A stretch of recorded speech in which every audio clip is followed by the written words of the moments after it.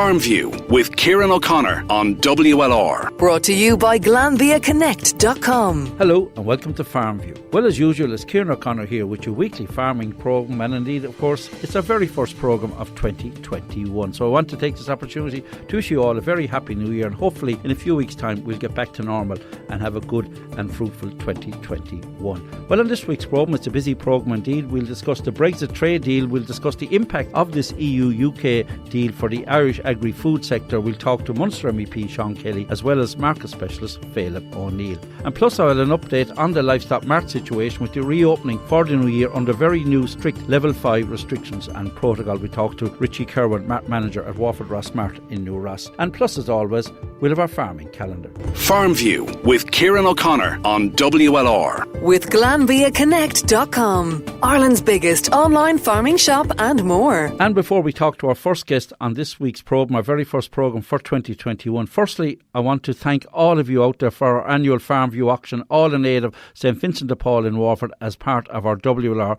Christmas appeal. On our auction, we raised a record €8,700 for the appeal. Totally unbelievable. Well, I just want to say a big thank you to all who helped, from those who provided and purchased items for the auction, from Lisa Kern, Gabriel Power and June White in Glanbia, Ireland, to all the other individuals and companies. And of course, as well, a special thank you to our great studio team of Sean Organ, Michael Byrne, especially Declan Prendergast and Tom Power, who manned our auction phones. Great team effort all round, all in aid of Vincent de Paul, and the total appeal raised over 90,000, and we're delighted to contribute 8,700. So well done to all of you.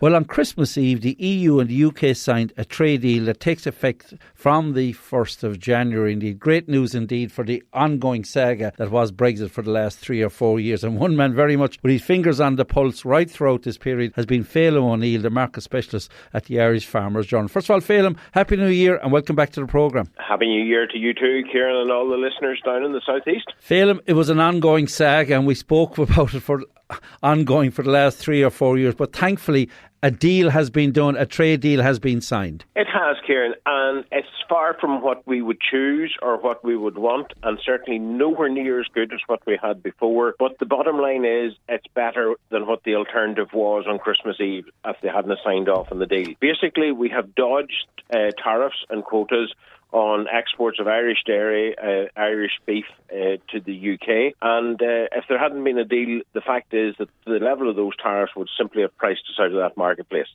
As things stand, we do have the whole red tape that comes with the UK not being part of the single market. And we've heard different stories this week, even as business has got up and going again after the holiday season, that it is that bit more difficult. Some lorries are getting turned back because the paperwork's wrong. Basically, customs declarations have to be raised for every shipment, and veterinary health certs for all goods of animal origin. So that means basically all meat and all dairy. And those bureaucratic things bring with them a cost. They bring a hassle to it. It's not something that the farmer will see on a day-to-day basis, but certainly the factory or the dairy that they're putting their product into, on the haulier that's delivering it, will be living with those for the rest of time now, basically. And that adds a cost, and that's a burden. But look, the alternative was worse. So I think we have to be grateful for small mercies is the best way to put it. Phelim, I think throughout the negotiations, and indeed people speaking about Brexit, I think really highlighted the importance of the UK market, the UK food market for the Irish food industry, for food exports. Very much so. And whilst the UK has diminished greatly in an overall context during the term of their joint membership with Ireland in the EU or the EC as it was previously, back whenever Ireland joined 1973, I think something like over half or all of our exports went there. Now I think it's just into double figures. The US is the biggest export destination, and in the wider industrial sense. But for agriculture, the UK remained the main market. Almost half of our beef still goes there. We would send almost just between a fifth and a quarter of our dairy exports there.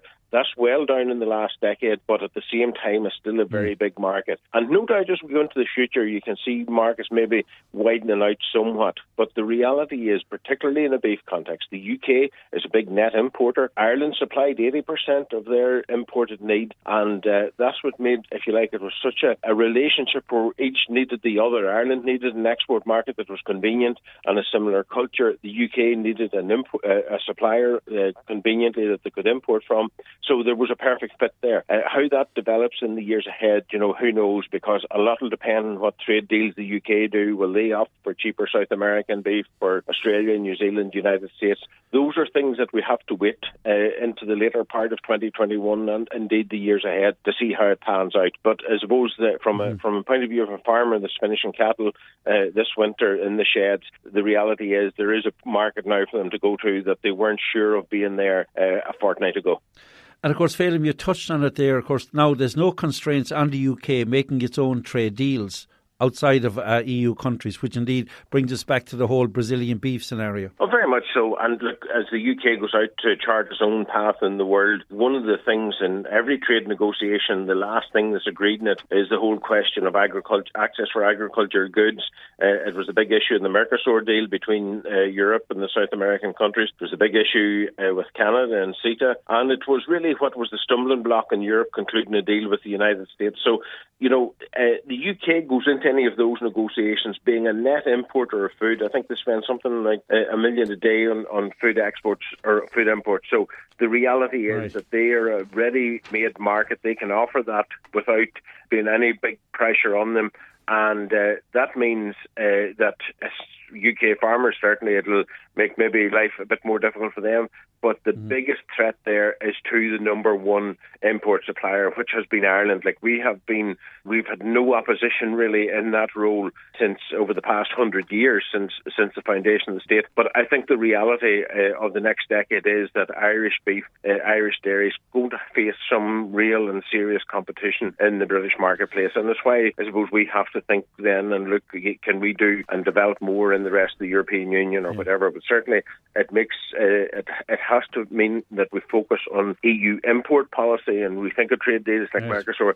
Can the European Union really carry all of this extra beef in the market now that one of their biggest customers is gone? And of course also the point has to be made, because of the quality sustainable product that we're producing, it may not be a level playing field, and that was the big talking point 10 years ago when the whole Brazilian beef saga raised its head. You're talking about different quality, but to the general consumer it's beef in the fridge as against the highly sustainable product we have. Just one other point that you mentioned on our last interview, I think is a very important one. Business as usual for cross-border trade of goods on the island of Ireland. That's huge for us, and people wouldn't want to underestimate that.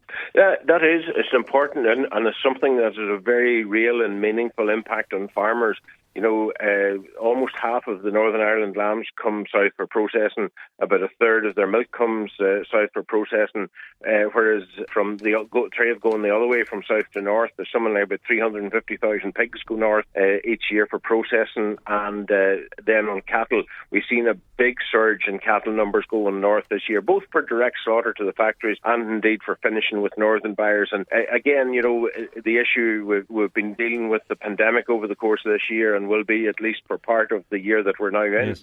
But one of the arrivals on that was the bidding online at the marts, and that has certainly reintroduced an awful lot of northern buyers to southern marts in the cattle trade over the course of 2020, and I think that's something that we will see continue.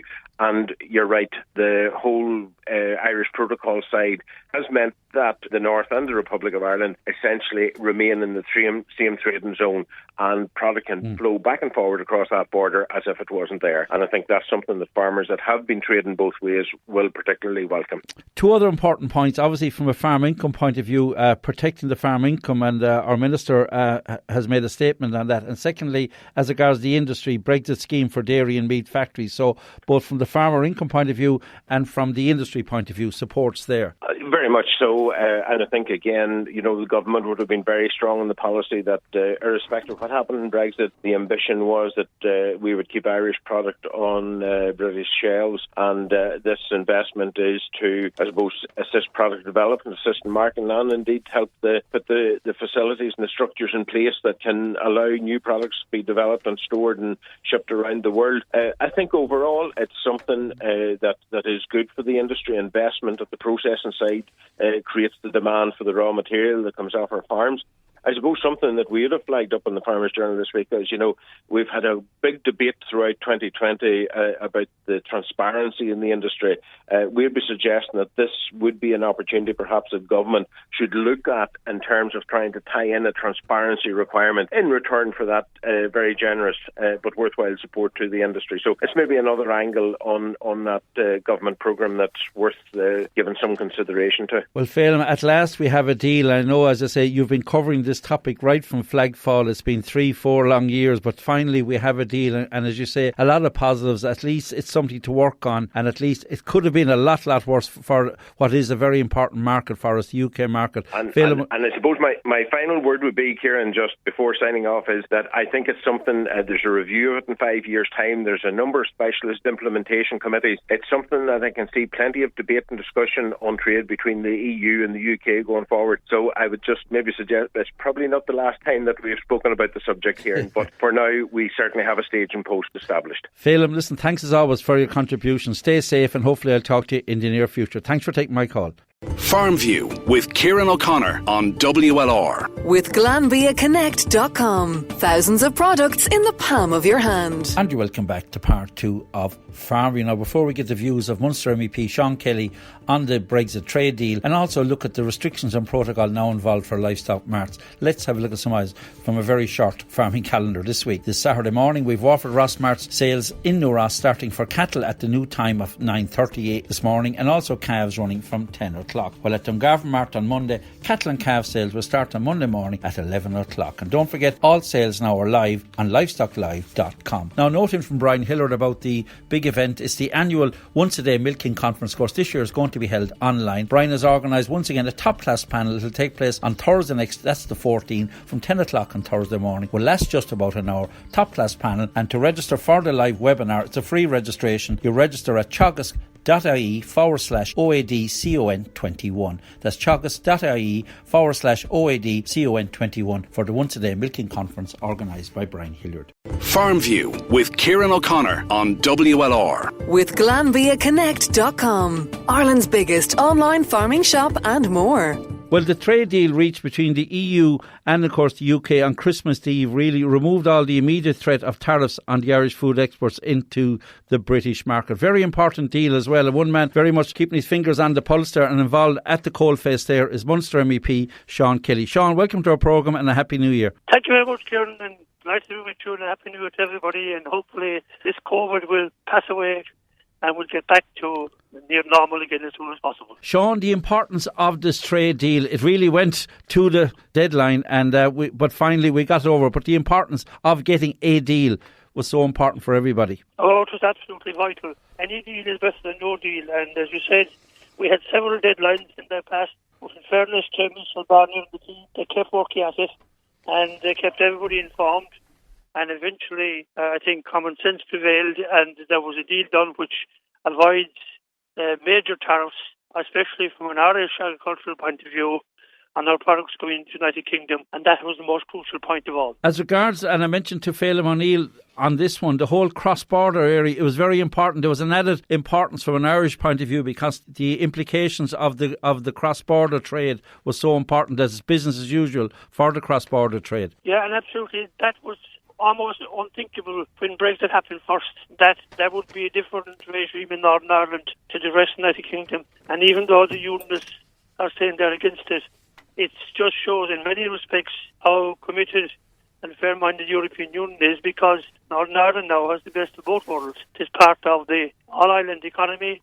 There's no border. They can trade into the European Union, and at the same time, they're part of the United Kingdom and can benefit from any advantages they may accrue in due course as well. So it really is extraordinary when you look at it. It's just something that you wouldn't have expected in many respects. And if, I think, in fairness, if the European Union took the same line as the Unionists and the hard-line Brexiteers, that would never have happened.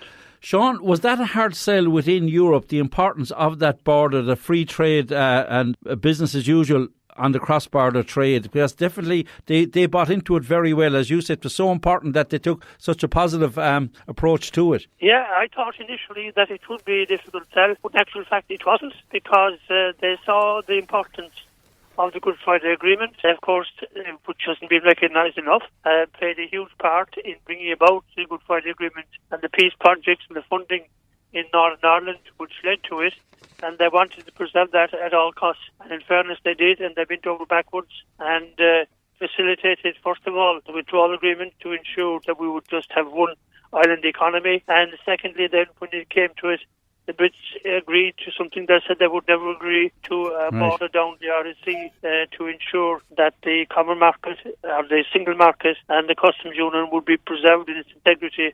And I think it was a work of genius in many respects by Michel Barnier and his team, and I suppose a sense of practicality from Boris Johnson at the end of the day, because for all his bluster and noise, I think he has enough practical common sense to know that you don't destroy your own economy just for the sake of keeping certain people happy who are extremely extreme. Exactly, as you say, and so important that a trade deal was done. Finally, Sean, before I let you go, of course, we felt in the Irish food and agri industry that Brexit was the big factor over the last 3 or 4 years. Now COVID facing into 2021, difficult time for everybody, not only in Ireland, but across Europe. What's the general feel within the European Parliament as regards the whole Brexit scenario and how well we're handling it in Ireland? There was great admiration for Ireland initially, and even going back in November. I remember when Leo Varadkar appeared before the EPP group, the German MEPs, and particularly the lead person in this, Dr. Peter Liese, who's also an MEP as well as a doctor,